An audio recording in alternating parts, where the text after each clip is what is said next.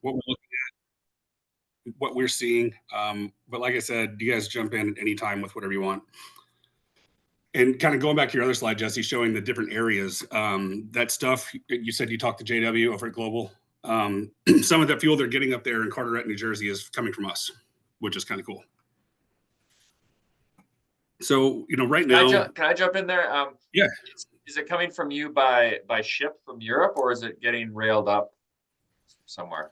It is coming by ship from Singapore. Singapore, yeah. Yeah, most of our European volume stays in Europe. Logistically, it's just, it makes sense to keep it there because we have such a high demand up in the Nordics and Baltics where our company's based, but also getting into continental Europe now as well. And that's the same way it would get to California is by ship, and it would go all the way around over to California. Yeah. So California would either be straight across the Pacific from Singapore, or we've got that joint venture with Marathon Petroleum now in Martinez, California. So north side of the bay.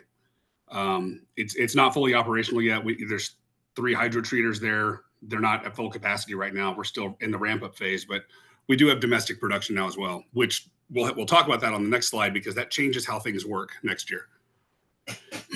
So what you see on the screen here, everything started there's federal and there's state. So we'll talk about state. Everything started in California. They have their low carbon fuel standard program. And that's basically, it's an incentive program for producers of renewable fuels. And it's based on how much carbon you reduce from the baseline, which is fossil diesel. Grams of CO2 per megajoule are the units there. And, when we say we can reduce greenhouse gas emissions by up to 75%, because that fossil diesel number, the baseline is 100.45, and then we can get as low as 24.29. And that's based on what we call pathways. And a pathway is going from feedstock. Let me back up 2 slides here. This is what goes into a pathway. And this does play into these other economics. From the time we source a feedstock until it goes out of a tailpipe of a vehicle, there's a carbon intensity score associated with that because every step takes energy. The coolest part about renewable diesel is the fuel use portion here. You see most of these were lower than fossil, except the transportation side on the feedstock because we can't pipeline used cooking oil and things like you can pipeline crude oil across the country. So we do have a bit more hit there. But on the fuel use side, we're really not putting any new carbon into the atmosphere because we're using these biogenic feedstocks. So when you add up all of these steps, this is where we're saying 75% reduction. Now, when you get to these programs, the state-based stuff is also based on that reduction. So the more we can reduce our GHG emissions like that, the more valuable the credits we generate are. And the way the programs work, if you're what we call an obligated party or a producer of fuels, California, I should have put a chart in here for anyone not familiar. There's just imagine a downward sloping line.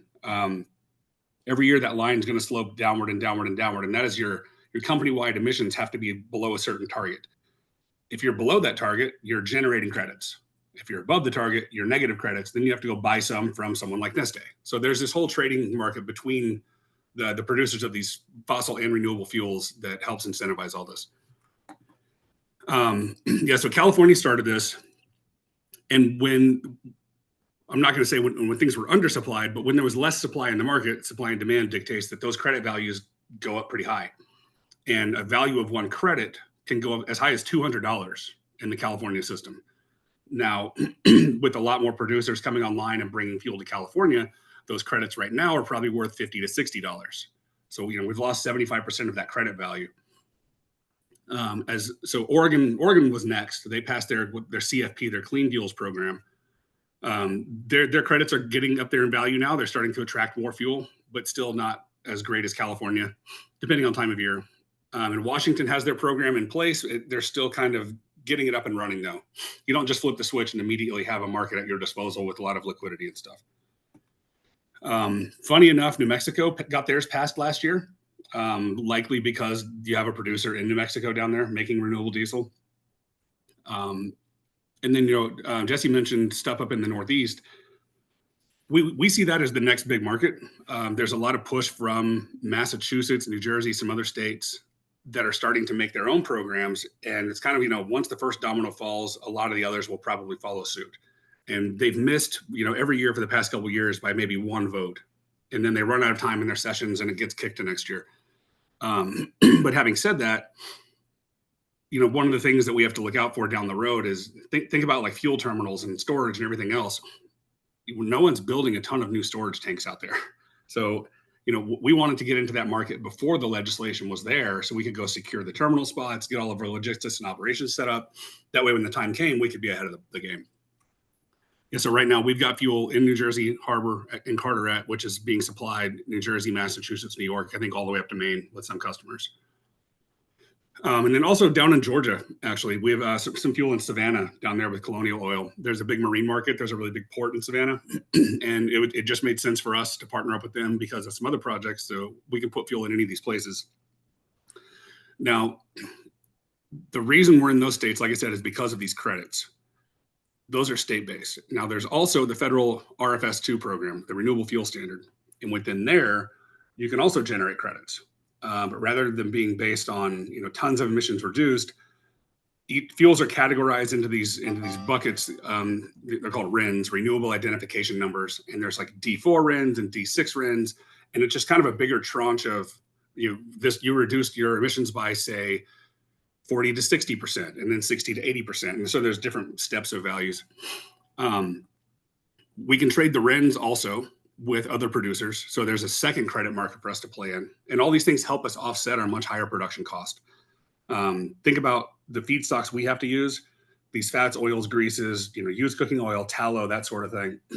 They can be anywhere from 2 to 4 times more expensive than crude oil and fossil components to feed a refinery.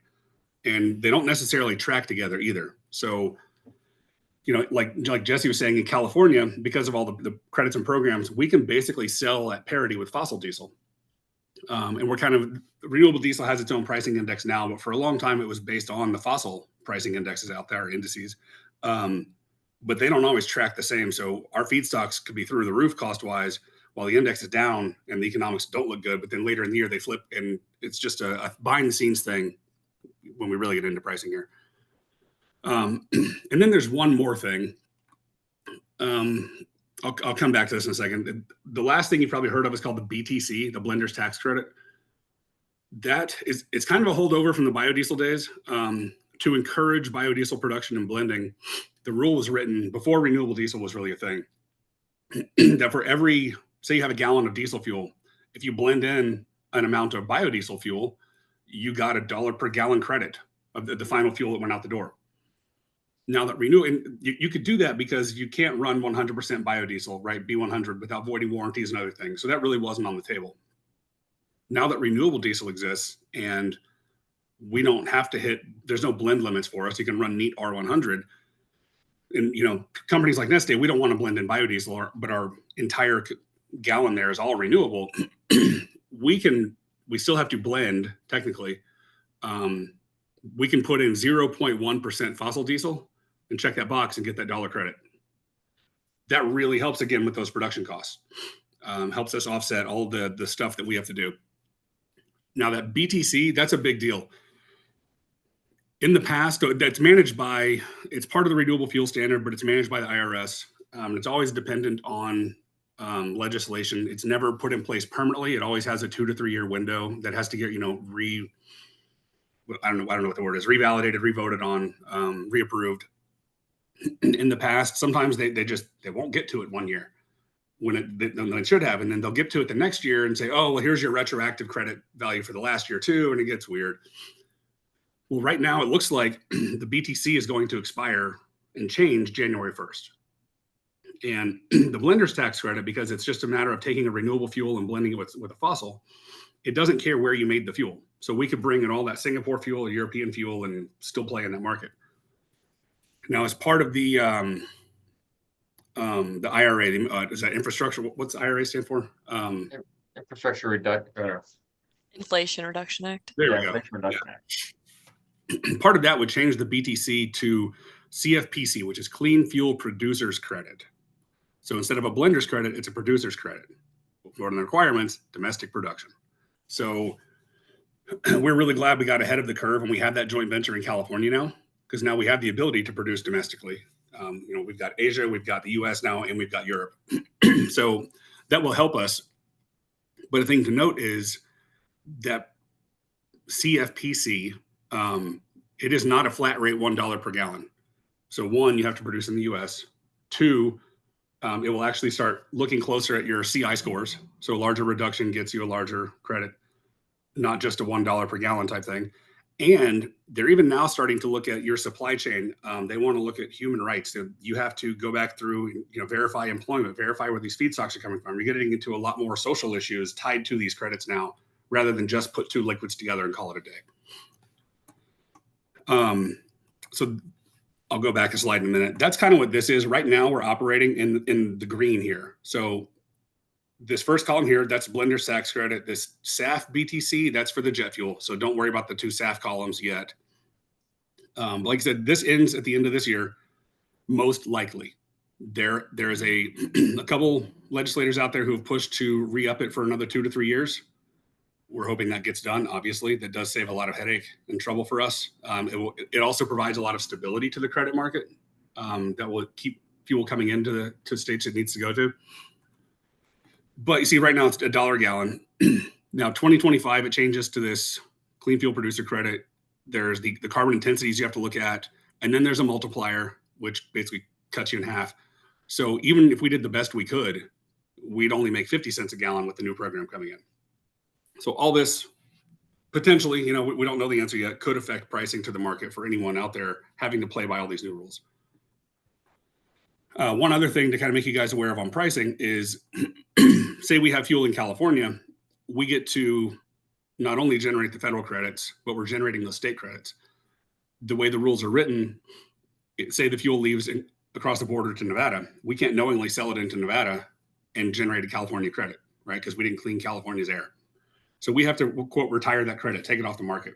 And basically, whatever that credit value was that day, we're going to pass that cost on to a customer. That opportunity cost is coming out of our margins at that point for having to feed these costs of your feedstocks and things.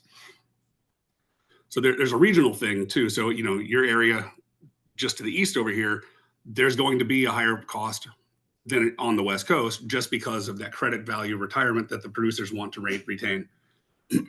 Another thing to note is a lot of these programs are written specifically for transportation fuels. The definition of transportation, there's a lot of ways to look at it, I guess, but the biggest thing is the movement of people or goods. That does not include things like power generation or heating oil and other stuff. So now, say even in California, if we want to sell into backup power gen for data centers or something like that, we have to retire the credits. If you want to take it to a non-West Coast state and do non-transportation, now you're getting hit with two penalties, right? You're getting the credit still disappearing. And this is just an example for power gen. Even within the federal program, they have some carve outs for non-transportation things. So we have to build flowcharts like this to see what is eligible and what is not. And this all goes into the pricing when people say, why can't I get it for the cost of fossil diesel? It's because of stuff like this. So California here, it is the generator stationary or mobile? Definition basically being, is it on a trailer with wheels or is it set on a skid? So there's a bunch of yes, no questions here. We're also getting into the marine world. So not just harborcraft and inland waterways, but also ocean going things. We've got some vessels moving across the Pacific, actually burning this fuel, some of our customers. So now there's a whole other set of rules with this. Point of all this is right now, as of a couple of weeks ago, this is what the credits are worth. That LCFS credit, around 40 cents a gallon if it's going to leave California or not do transportation. And if we also can't get that RIN value, which would be, like the yellow box is no RIN, no RIN, no RIN, that adds another $1. So you could potentially be looking at a $1.40 penalty depending on application here. And that's kind of exclusive of the shipping also. Trucking gets expensive, as you guys probably know. Like Jesse, when you were saying that the price at that one pump is different than the other, someone did a lot of math on that and probably did the best they could, but there's a lot of variables. Okay, back to this. One thing I always want to remind people of, we get a lot of these questions, right? Like, so with the new CFPC program coming in place, that's going to put a much bigger advantage to SAF than RD. Well, I guess that exists right now also. With SAF generating more credits, what stops people from just making a bunch of jet fuel and not caring about the diesel market? Part of that is you can't run the jet fuel neat. You're topped at a 50% blend per ASTM rules. No one's really doing over 30 It's really even lower than that. The airline market they're still figuring out how much they're willing to pay for these credits. All the programs I talked about for diesel are all domestic. When you look at the airline industry, there's international groups, ISCC, which their Corsia credit program, things that cross all the global boundaries. So it's taking them longer to get a program put in place that everyone's happy with and figure out how much those credits are worth. So once that'll probably start happening much more next year when they get the better credit schemes in place. So that's when we get the question, why would you not just make a bunch of SAF and get more credit money and tell the diesel guys to buy fossil? Part of the reason is, and this is our production plan, when you take feedstock, say you have 100 units of feedstock, call them tons, gallons, whatever. Your conversion rate to renewable diesel is 80 to 85%. You're going to use some of that renewable diesel as the feedstock for making the jet fuel. All you're going to do is distill off some of the heavier stuff and keep the lighter stuff. You want the better cold weather properties and all that. That conversion rate from that 85% to the jet, I don't think we'd publicly mention the numbers, but it's less than half. So you still make a lot of renewable diesel as a byproduct of making SAF. So renewable diesel is not going away. And that's why as these bars grow here, you don't see SAF growing as much, because to make the SAF, we're just adding to the diesel pool as well. And everyone's starting to bring more renewable diesel production online. Not everyone is also doing SAF. SAF is a lot harder to do, both with the production side, the isomerization, getting the cold properties, the distillation, but also supply chain, the cleanliness and logistics that go along with jet fuel as opposed to diesel fuel. They can put handcuffs on people that aren't used to doing it, basically. So yeah, all that to say, pricing will always fluctuate, not necessarily, depending on location, it will fluctuate up and down with diesel fuel, but may not be directly tied to it behind the scenes that you can't really see. And what we really want to ask people is, if you have any ins or an ear of a politician or legislator that are starting to look at programs like this in different states, we would totally support and be happy to have a conversation with them, with you, to remind them, California was first when they did this. They could have done it a lot better though, right? They could have included power generation. They could have included these other things. Don't just copy paste California, because now we're having to do a lot of work to help just maybe get those things changed. Because once you write the rule, it leaves the legislators' hands. Then it goes into the bureaucracy. It goes into the public utility commissions and all this other stuff. They're even worse to work with. No offense if anyone's on the call from one of those. But we are very supportive with our public affairs team and helping people get local voices out there as well. So not knowing the whole audience here, just throwing that out there. That was kind of it for the slides. I hope I didn't go too deep or too shallow for anyone, but what do you guys want to talk about? Do you have any questions? Not necessarily pricing or anything else? I have a question. I probably have 20 questions, but I'll just limit it to a couple.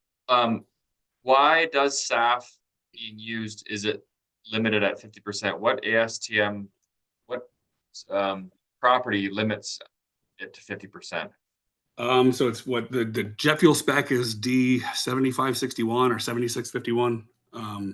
I've got a counterpart who specializes in SAF, so I'm not the expert, though I talk about it a lot. You've got the big fuel spec, the jet fuel spec, and it's like, say for fossil diesel, there's only one spec in the US, ASTM D975. So if you're a hydrocarbon, being fossil or renewable diesel, that's what you have to meet. Biodiesel has its own carve-out spec, right?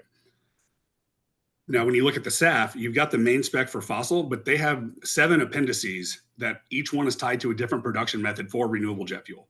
So there's what we're doing, there's the hydrotreating, or they call it HEFA, hydrotreated esters and fatty acids, or there's alcohol to jet. There's 7 different buckets of technology you can use to make SAF that have been ASTM approved.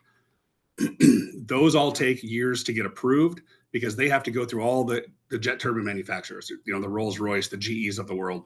They have to do a lot of testing. And I want to say the limiting property was cloud point or a freezing point, I guess they use on diesel. And there were some cleanliness concerns, but all that's being worked out. I know that Rolls-Royce and GE have both done 100% testing, like in-flight testing. And I would say within the next couple of years, you'll see that loosened up and within ASTM to allow up to 100. I think they just wanted to be extra safe in the beginning. because you can't just pull a jet to the side of the road. And then the fact that they're using 30% in California, you say that's probably what's being used. Is that because the supply limits it to that, or the incentives limit that, or because they're being extra careful? Well, okay, so when I say 30, that's probably some one-off cases, like some of the smaller executive airports and things. Really, what you're going to see at airports, you've got the real world and you've got the marketing of the airlines. So, someone like United may say, look at us, we just purchased 1 million gallons of SAF. Well, the way the fueling works at airports, there's a common tank and hydrant system that everyone pulls from. So United bought it and got credit for it, but Delta burned it, Southwest burned it, American burned it.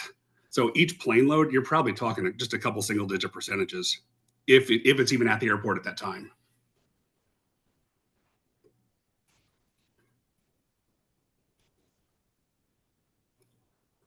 Anybody else have any questions? I can think of 10 more, but I'll let everyone else. This is awesome, Matt, and thanks, Jesse, for setting it up. You said NESTE has some of your fuel is going to New Jersey. Is that being winterized the same as it is for like Washington? We have our sister resort is getting your fuel in Washington, and they've had great success with it. I represent a ski resort also.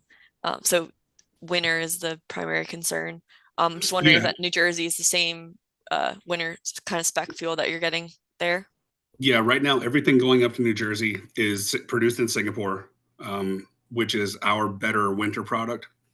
So that there's 2 production steps to make RD. The first one's the hydro treating that breaks the feedstock apart into the fuel. The second one is the isomerization, and that's where we kind of set those cold properties. The technology we have at the Singapore facility allows us to get better cold properties without putting such hard strain on the refining unit and the catalyst and stuff. So we could do it economically. The technology used at the joint venture with Marathon is not NESTE technology, because we will not use our tech in something that's not fully owned by us. So they actually went to, there's a few companies out there in the world that build refining technology packages, right? That you could just go like, help me build this. I want to license all your engineers, all your brains, everything. They went with a company called Topsoe, who are Danish, I think. They're one of the biggest in the world. Topsoe and UOP are the other 2 big process companies outside of NESTE. So it makes a good product. One of the trade-offs coming out of there was the harder you isomerize that product to get those cold properties better and better, you accidentally break some diesel molecules into gasoline molecules like naphtha and stuff. So to get better cold properties, you then lose some diesel yield. And being located in Central California in the Bay, the economic decision there was go for the volume, not necessarily the cold properties. But we do understand that Oregon, Washington, Northeast, those areas have to have those cold properties that only come from Singapore. Cool. And then the low carbon fuel standards, that you had the slide of the different states that are working on theirs, and you mentioned that your team is interested in working with states in kind of the politician side of things. Are you guys involved with any of these upcoming ones? Oh yeah, for sure. So our public affairs team is probably 10 to 12 people at this point. We've got 1 or 2 in DC working on the federal side, guys that used to be staffers for senators and stuff. And then we have people assigned to different regions. We've got 2 or 3 on the West Coast. We've got 1 or 2 specific to the Northeast, and the other kind of utility players for the Midwest and stuff, working on different projects. But yeah, we have guys who are just like in New York all the time, or up in New Jersey all the time. And then, so that's my last question is then, of these states, is there one that you guys think is like the best model program so far that you guys have seen? Good question. I'd have to go ask them about that. I think that's a good question. Like if you were to model one, I'm just kind of curious, which one should you start with? Let me find out on that. I never thought about that. It's it could always be better. Yeah. Like for example, New York passed a bill about renewable heating fuel. Mm-hmm. Well, I think we didn't have visibility early enough on it, and the biodiesel, I don't want to say the lobby, but the biodiesel guys have a lot of sway. And the way that rule was written, B100 with no inclusion of renewable diesel at all. When it's a drop-in replacement, it's actually going to perform better than biodiesel, just like it does in engines. So it's stuff like that we really want to get ahead of. Right. But as far as just the overall LCFS, let me find out which one's best. Awesome. I'm gonna say probably whatever the newest one is. Right, you'd hope.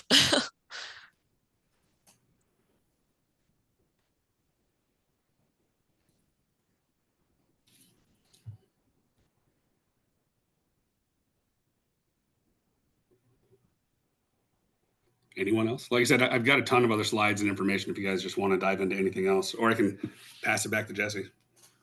Got a question, and this is Caroline McCallum out of New Jersey Clean Cities Coalition. First want to say thank you, Jesse. I appreciate being here, and great presentation, Matt. Very enjoyable.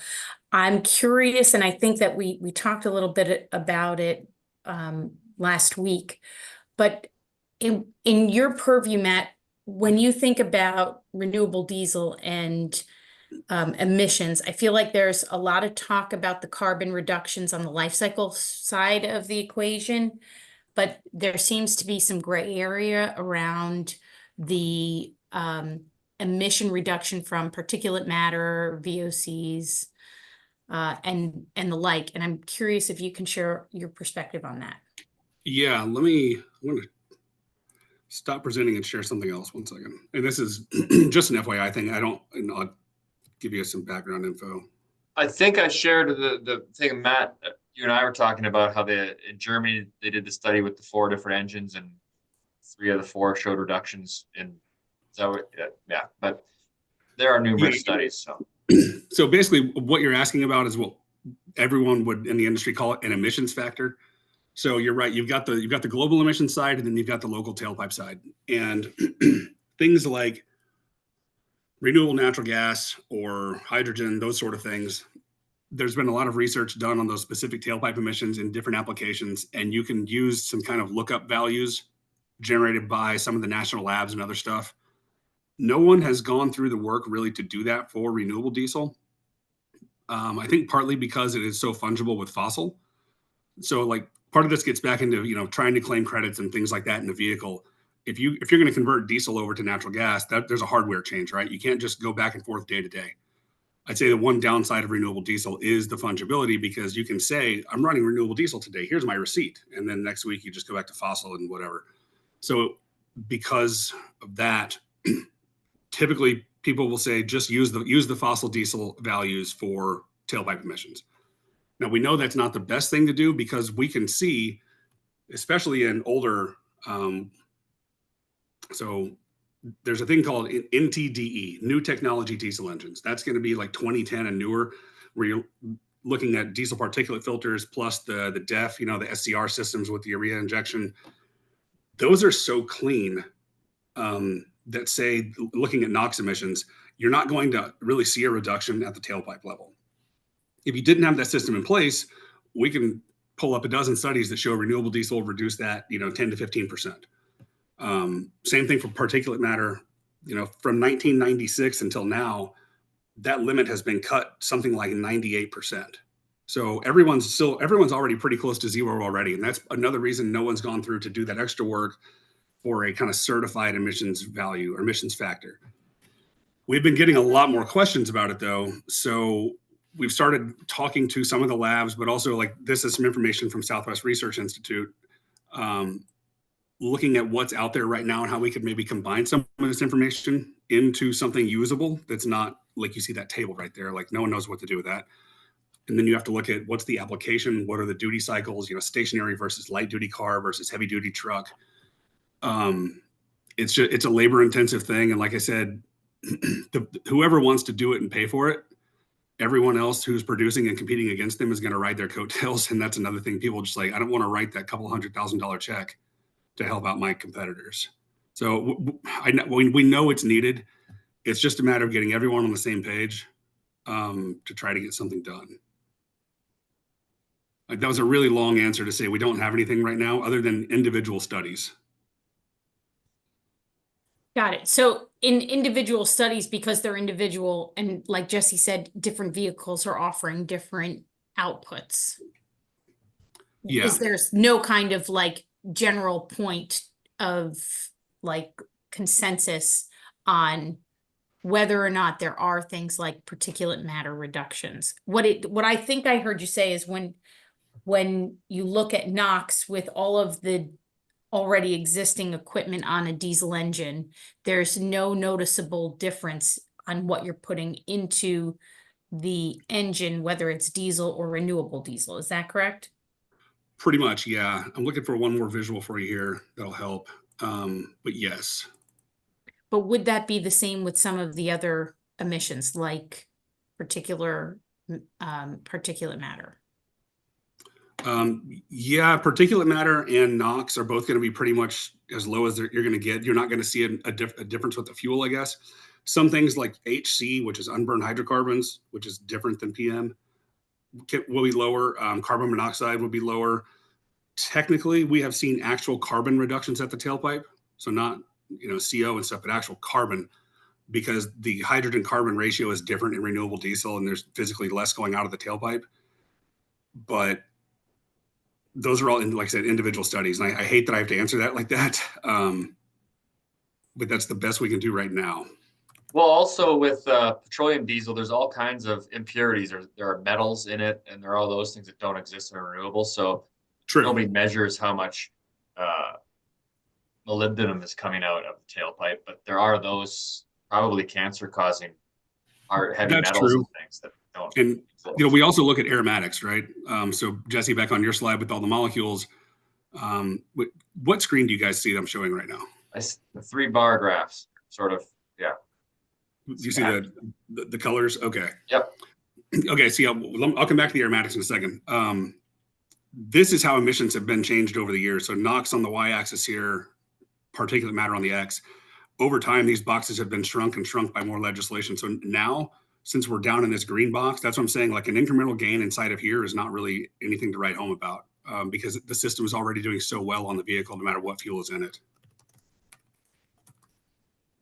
All the more reason to get more current diesel technology engines. Right? Very true. Throw away any 1994 or older engines.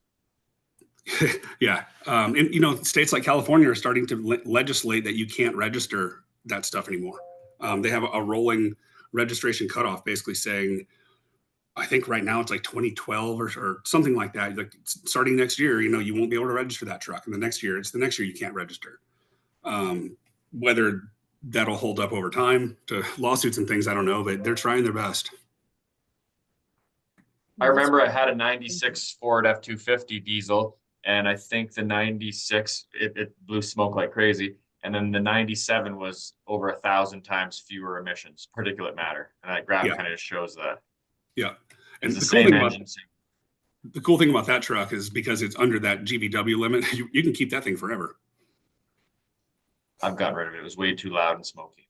Oh, yeah. What I was saying about the other stuff. Sorry, my office is not liking me today. I guess I got to redo something. If we go back here, one of the things that we mentioned,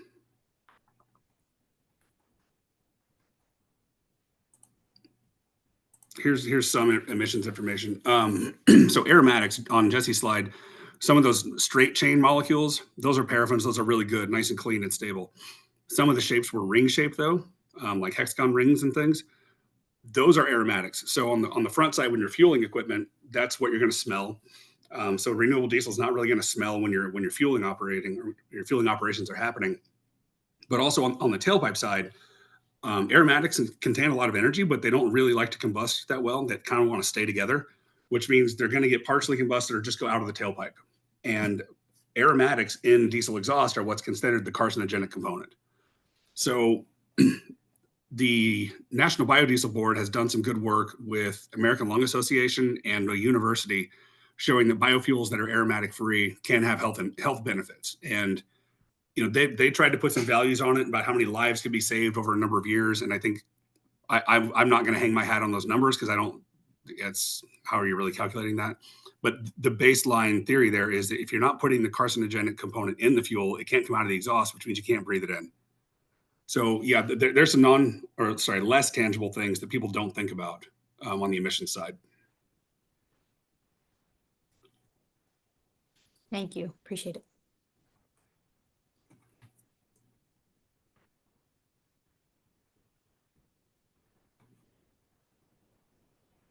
I have a question. What's happening outside of the US in terms of low carbon fuel standards? Is it getting more strict or more demanding in Europe? Is there going to be a higher demand for renewable diesel there that'll compete with us here? Or is it getting different there and it'll be less competitive?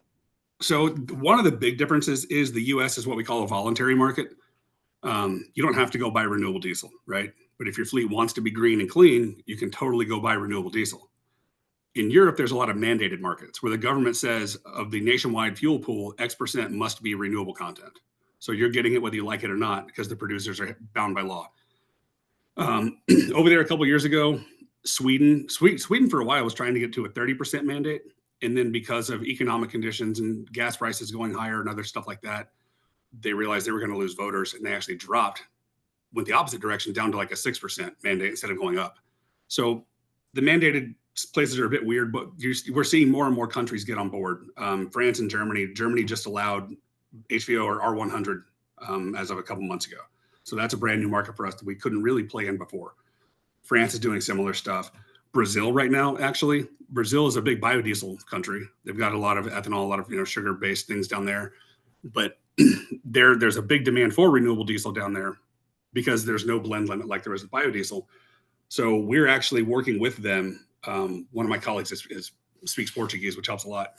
Working with them to help them kind of guide them. Like, here's what you need to know about renewable diesel. Here are the watch outs. Here are the benefits. And they're right now they're probably going to mandate. It would be a single digit mandate, maybe 3 or 4%, but maybe as soon as next year. So, globally, the interest is definitely growing for sure.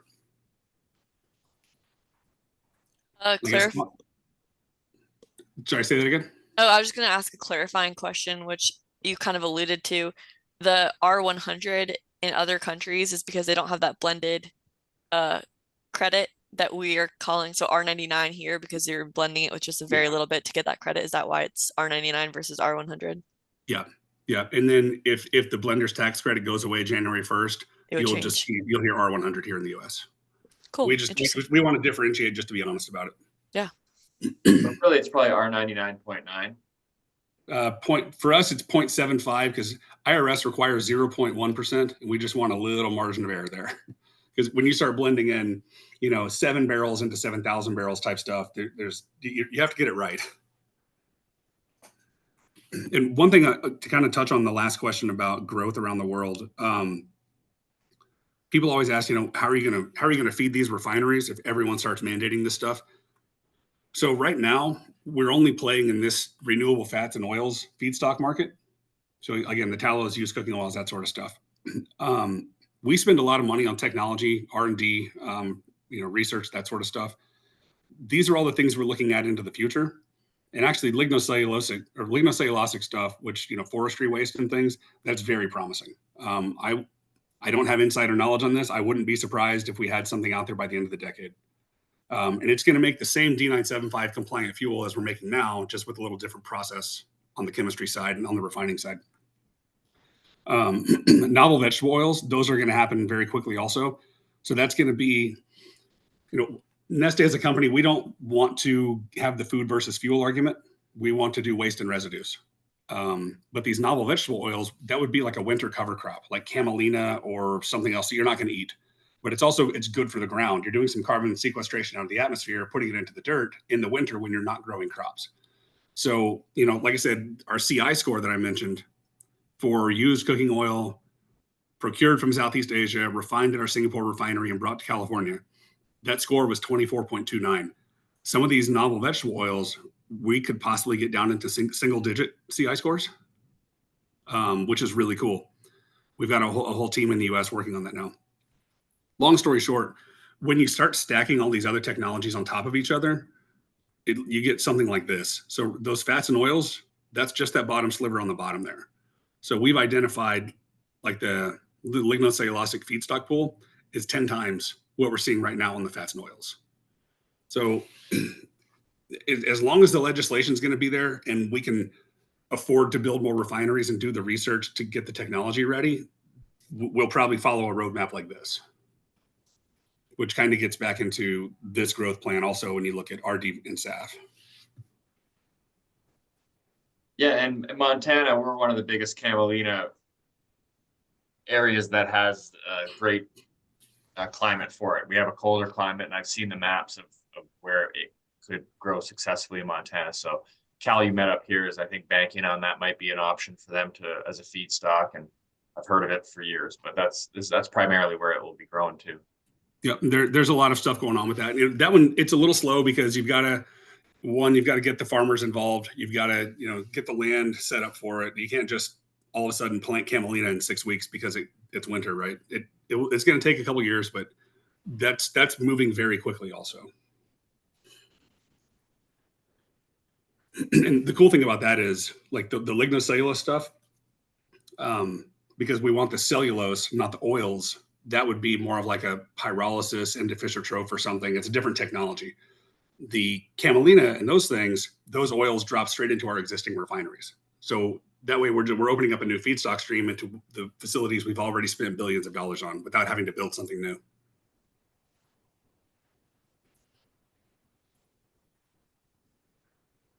Well, I was kind of late at pressing record, as you probably all heard, but I think I got most of this recorded, and we're gonna try and have these all located on our website eventually so that everyone can go back and watch them.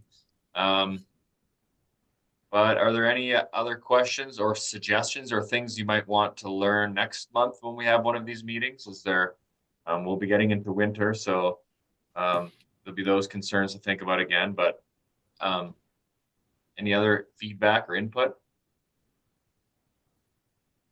I have one more question, Matt. I know we've talked in the past about possibility of winter additives for renewable, as most of us know here, regular winter additives do not work with renewable diesel. Is there any progress there for additives to make this fuel better in winter climates? Yeah, and that was going to be my parting thought. As we get colder, just remember, don't use the additives. You're going to be disappointed. Yeah. So blending with number one is the answer right now. Moving forward, I'm working with one of the additive companies out there on some cold flow improver type stuff. The additive guys, they're seeing some really interesting chemistry happen. So there's a difference between cloud point and then cold filter plugging point. And they're seeing some interesting stuff that, like, if you cool the fuel down to a certain temperature, the additive can improve the cloud point for a period of time. But if you let it sit at that temperature for like 24 hours, then your cloud point actually gets worse than it was initially. So now it's like, do we care about cloud point that much, or should we focus on the cold filter plugging point, which potentially has more operability impact, not just a visual impact? These are all things we're working through. I've sent them fuel to do some playing around with. We know our Singapore facility can do whatever we want it to. We're more concerned about the stuff coming out of the joint venture and being able to send that anywhere we need it. I just sent 300 liters of that to our lab in Finland, and we're getting some additives sent over there for us to play with and put on in test engines and things. So yeah, I'm going to say not this winter, which is fine because we're not sending that much of that joint venture fuel anywhere, especially out to where you guys are. But by spring, summer, yeah, I think we're going to be able to do our great quality anywhere out of any facility. And so I would say, because of that, even if you don't get NESTE fuel, just be mindful of that cloud point and those cold filter plugging point values from the other producers, because I've seen anything from our stuff that's like -4, -6 Fahrenheit, all the way up to like +34 in the middle of winter. It's one of those works and one of those doesn't. Yep, we've seen it a little bit too here, unfortunately. All right, well, I guess it's that time. So again, thanks everybody for showing up. Feel free to reach out if you have any questions. You can email me directly. And then also there's that East Coast roundtable next week, if you want to join that too. All right. Thanks, Jesse. Thanks, Matt. Thanks, everybody. Thank you. See you guys.